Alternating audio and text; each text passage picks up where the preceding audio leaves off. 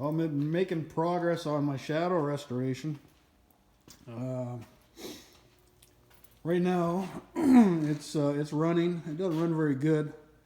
It needs carburetor adjusting. I've had the carburetors off probably 3 times trying to figure it out, but I don't know. It's weird. It's running really rich. I'm not sure why.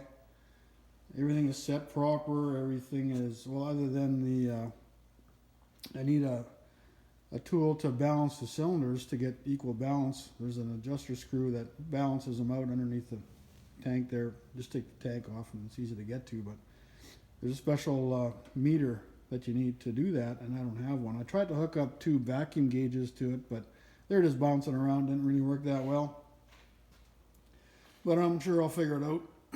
So, yeah, right. The seat is not the original. The original had a big backrest on it, big ugly looking seat. So I bought this one off eBay. Actually, not this one, one like it. This is part of this seat is from that one I bought off eBay.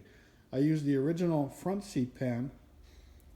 Then I cut out the one for, I think this is a 2007 shadow seat, and I hogged out the center of the, in the middle there at the front. I hogged it all out so that the factory seat pan would fit the frame, and then I could use the foam and the seat from the newer model to kind of go over the back fender like that. It looks just way better than the original. And then the original had that big monster tail light. This big behemoth. So I got rid of that, closed in the bumper there, the fender, sorry, and found this little sucker here on Amazon. It's cheap, but it works. So I welded that on, and then underneath there I welded a couple of little risers just to bolt it on.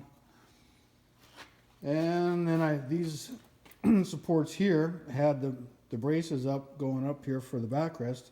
So I cut those off and then filled in the holes here and put these little bullet style turn signals on there. So that came out pretty good. The wheels are for an 83, and this bike isn't actually an 84. The 84 had chrome, and the factory chrome was all peeling, so I found a set off an 83 that are mint. No, I don't have to worry about the chrome peeling because they're just, I guess, powder coated. And then I put new tires on it, new Dunlops. A lot of the stuff I got blasted, cleaned, to make it look like new again. And then the gas tank, the key didn't fit the factory lid that was on here, and rather than buying another lid, I just decided to chop that one off and just put in a cool little gas cap here. So that has to go to the body shop. And then I got the little bullet turn signals on the front there. I don't know if they're going to pass a Manitoba safety. I may have to change those because they have a smoke lens on them, and I don't know if they allow that. We'll find out. I get along pretty good with those guys. So, and then again on the front, new used rim, minty rim off eBay, and I put a new tire on there. So right now I got the covers off because I got them blasted as well. So they're all cleaned up, blasted out, ready for paint. But turned out pretty nice. It's the other side. Like the thermostat housing and that I had blasted clean. This voltage regulator thing down here. Things like that, just to make it look new again. The frame was powder coated and everything, so I'm trying to make this thing look as nice as possible. But came out pretty nice. I bought one of these brand new when I was, I don't know, 18 or 19 or something. And came across this one and figured I would restore it and make it a little nicer than the original. But Got all the wiring done, all the lights work. Indicators come on. We got horn, high and low beam, right turn. They're not too bad, they're bright enough. Tail light. Sorry, left turn, this is the right turn. And then this brake light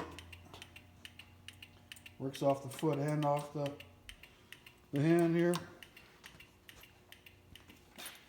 All the indicators are working. High beam's working. And the neat thing about these Honda switches is after you make your turn, so all you have to do is push it to turn it off. You don't have to push it back the other way, because sometimes when you like that and you go back the other way, oh, the other one's on. So that's all you gotta do is just push it and then it goes off. It's pretty cool. So when I had this all polished up, the triple trees all polished up, these brackets are polished. This thing here, polished that up.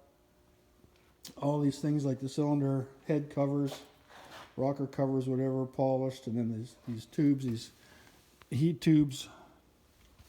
All that stuff was kind of like a ugly dark green color, and it just looked awful.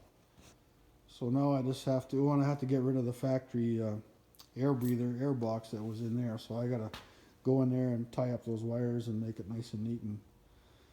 But yeah, it came out pretty good. So now I'm undecided whether to leave the bike black, or if you go back in my videos, you'll see the Chevelle that I restored. It's got that candy burgundy color. I still have some paint left over from that, so I'm not sure whether I want to paint this bike that candy burgundy color or just leave it black. So if you guys want to leave some comments, I don't know what to do yet. It looks pretty good in black. The original bike that I bought back in '84 was black. So I don't know, maybe I'll just leave it black. And then the V45 Magna that I just picked up, this is the original gas tank. That's no good. I got another one that's actually at the body shop. This one's pretty dirty, but it's getting painted black.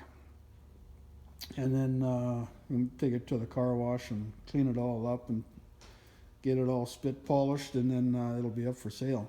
But this one, I took the carburetors out. What a job that is, getting 4 carburetors out of there. Man, they put these things in tight. But anyway, I got the carburetors all cleaned up, and this one runs now. So this one, yeah, will be for sale as soon as I get it all fixed up. I got some new turn signals here. Get those changed. These are cool bikes too. I don't know if it doesn't get what I want for it, I'll just keep it and ride it. I mean, these things are fun too. V45, they go like crazy. Shaft drive, they're pretty cool. But still waiting for a rear end for the Roadrunner. But yeah, that bike turned out really well. I really like that thing. It's going to be fun to ride if I can get that thing tuned proper.